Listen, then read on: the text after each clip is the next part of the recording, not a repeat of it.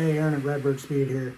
Today I want to talk to you about ordering a 9-inch. I want to talk about some things to avoid so you don't make any mistakes when you're ordering this, so save you a lot of headache down the road. So let's get going down this list. Number one, type of rear end. If you want a 9-inch, I'm not going to talk you out of that. I like the 9-inch. The center section drops out, makes it easy to work on. It's extremely strong. You got 3 points of contact, less deflection. Great choice. So if you're already past step one, fantastic. All right, number two, how wide do you want this rear end? Do you want a factory width? Do you want to take an inch off per side, half inch per side, 2 inches per side? Like what year, make, model, what brackets? What are you doing with this? Because like, let's say you have a G-body, there's only like a 1/4 of an inch per side that before you have to start modifying your frame rail, because that lower controller mounts so close to the housing end. So you got to be careful with stuff like that. So make sure, like when you're buying wheels, tires, buying a rear end, fitting this all up under there, make sure that you know what you're doing with your frame rail, lower control arm brackets, leaf spring mounts, whatever it might have on it. Make sure that's all going to work together with how wide you want to make the rear end. Next, spline count. So 9-inch axles, you got 28, 31, 33, 35, 40 spline. So you got to make sure that your horsepower level is going to be matched up to your spline count. So you're just going to have like 400 or 500 horsepower street cruiser. Probably don't want to buy 33 spline axles because the only thing available is typically going to be a spool. Now they do have like a 33 spline wave track, but it's pretty rare to find a unit like that in 33 spline. So you need to make sure that your axles are going to work with whatever spool or posi you're going to use. So that's going to be something you need to identify. Okay, next, housing ends and brakes.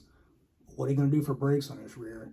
You got to put your Chevelle drums on it? Do you need we've got a housing end, it takes a big bearing that utilizes a factory drum brake from like a Camaro Chevelle Nova. What are you going to do in the future?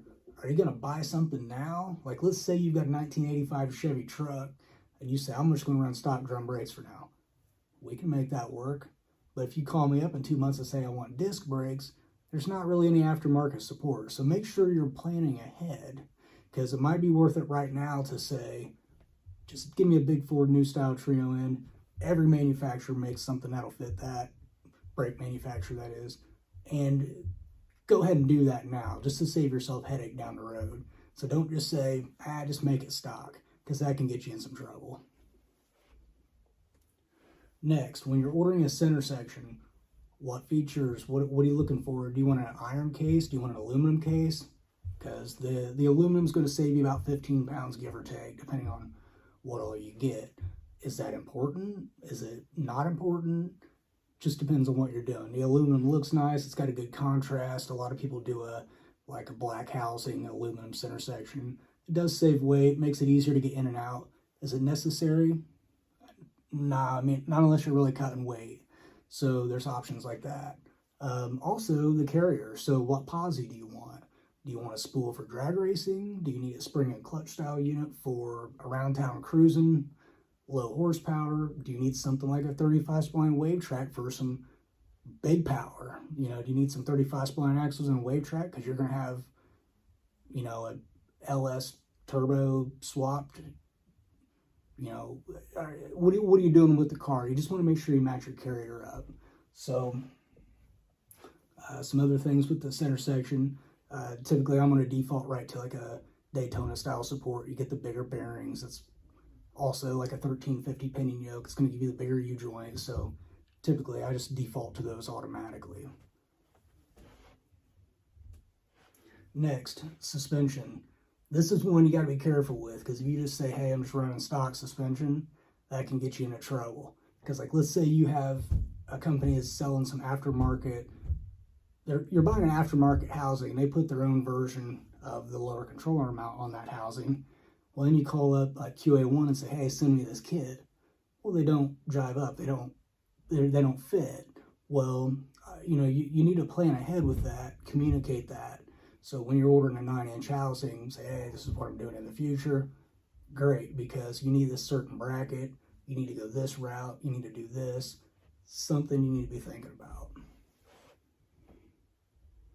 Next, studs.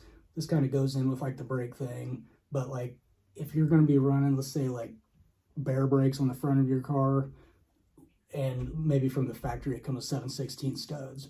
Well, that Baer kit on the front is going to have 1/2 inch studs. So you probably want to do 1/2 inch studs in the rear axles. So you've got 1/2 inch all the way around the vehicle. So you don't have 7/16s in the rear, 1/20s up front. Just another thing to be thinking about. Finally, gear ratio. Make sure you got an appropriate gear for the purpose of the vehicle. Make sure your transmission, tire size, gear, make sure that all works together. So definitely another thing you want to be thinking about. So hopefully, going through like a 9-inch order, so you got like your axles, your spline count, what you're going to do for brakes, bolt pattern, stud size, features on the housing like narrowing it, what you're doing for suspension, stuff with the center section like iron, aluminum, what posi, what yoke, what you're going to do for brakes, planning ahead for brakes.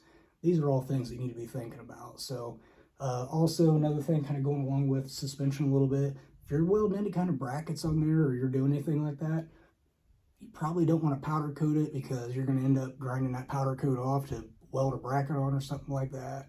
Or just think about what you might have going on with brackets. So that could be something that you need to think about also.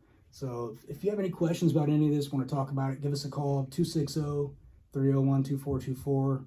You can email us, message us on the website, Facebook, Instagram, TikTok, we're wherever. So get a hold of us. We're available. Be sure to subscribe if you want to hear more videos like this. We appreciate your support. Have a great day.